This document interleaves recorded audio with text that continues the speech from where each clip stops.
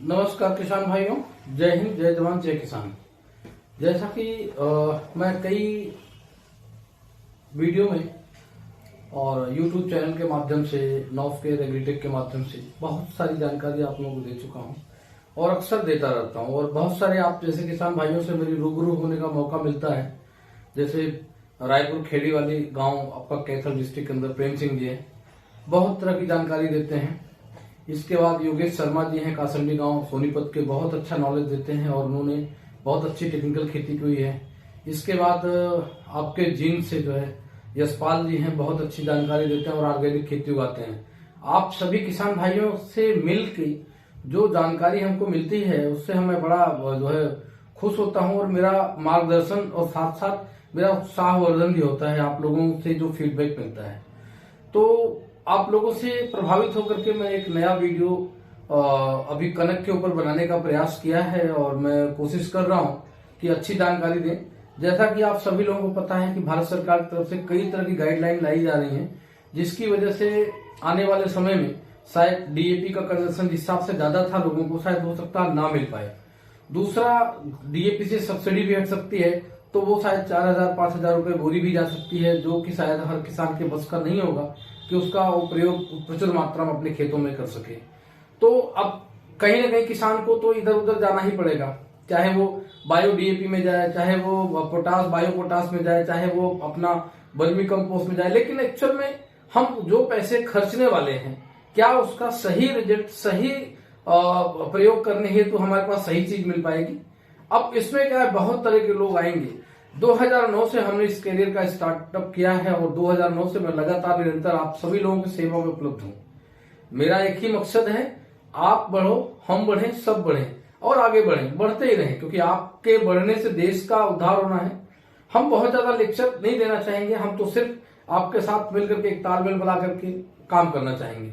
और क्या है कि अब डीएपी का रिप्लेसमेंट हमारे पास सर एक बहुत ही इंपॉर्टेंट प्रोडक्ट है, एग्रो बायो रिफॉर्मर। दरअसल इसका काम है कि मिट्टी के अंदर विद्यमान सारे पोषक तत्वों को एक्टिवेट कर देता है। इसको हम दूसरी भाषा में बोल सकते हैं, ये सॉइल एक्टिवेटर है।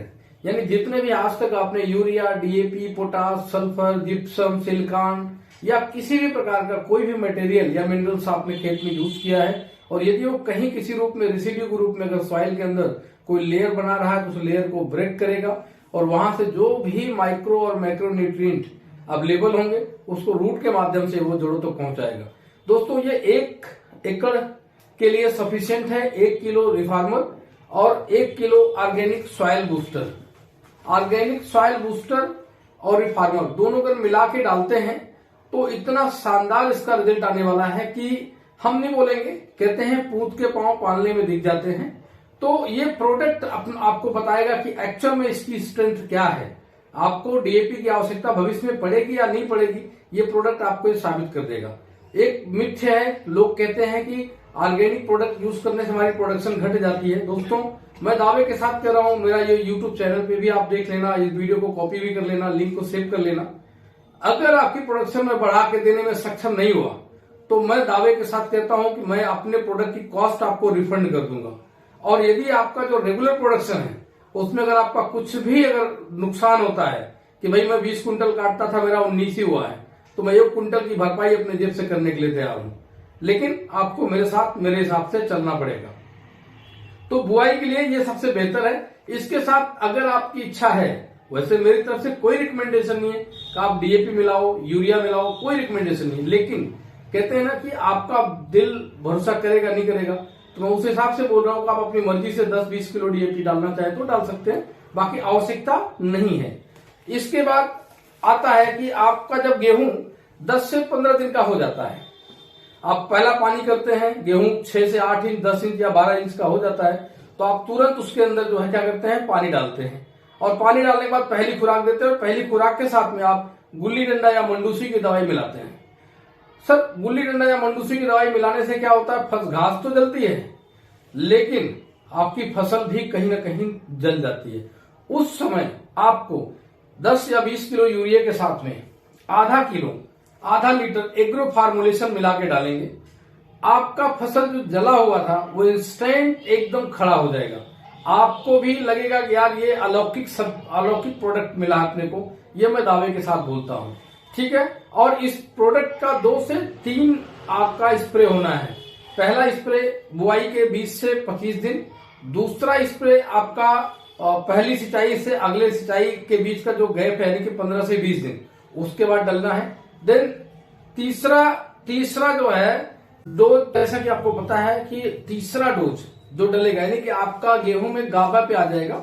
गाबा यानी कि बालियां निकलते वक्त, उस समय आपको पता होगा कि जब हमारे घर में कोई भी महिला गर्भवती होती है और डॉक्टर के पास हम उसका नाम लिखा रखते हैं, तो डॉक्टर बोलते हैं ना कि यार उसको एक एक्स्ट्रा डोज चाहिए।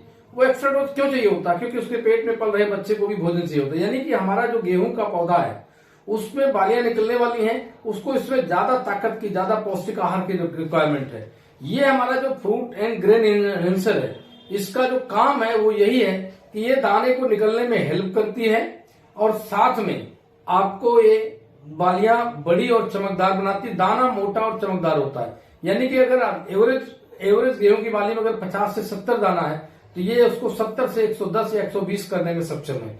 कई बार हम लास्ट डोज न देकर के, अच्छा इससे गेहूं की बाली काली नहीं पड़ेगी, और गेहूं की बाली नहीं, कोई भी वेजिटेबल क्रॉप हो उन सब में इसको डाल सकते हो, क्योंकि ये फ्रूट और ग्रेन को इनहेंस करता है, यानी उसके दाने को चमकदार बनाता है और आगे के लिए इसको बढ़ाता है। दोस्तों ये सब सारे के सारे कंपोनेंट मैंने आपको बताए कि आपको ग्रेन इनहेंसर डालना है, सॉइल बूस्टर डालना है, इसके बाद एग्रो रिफार्मर डालना है, एग्रो फार्मुलेशन का स्प्रे करना है, step by step dose wise. ये हम आपको पूरा एक लिस्ट चेकलिस्ट भी देंगे जहां जरूरत पड़ेगी। लेकिन एक अहम बात है,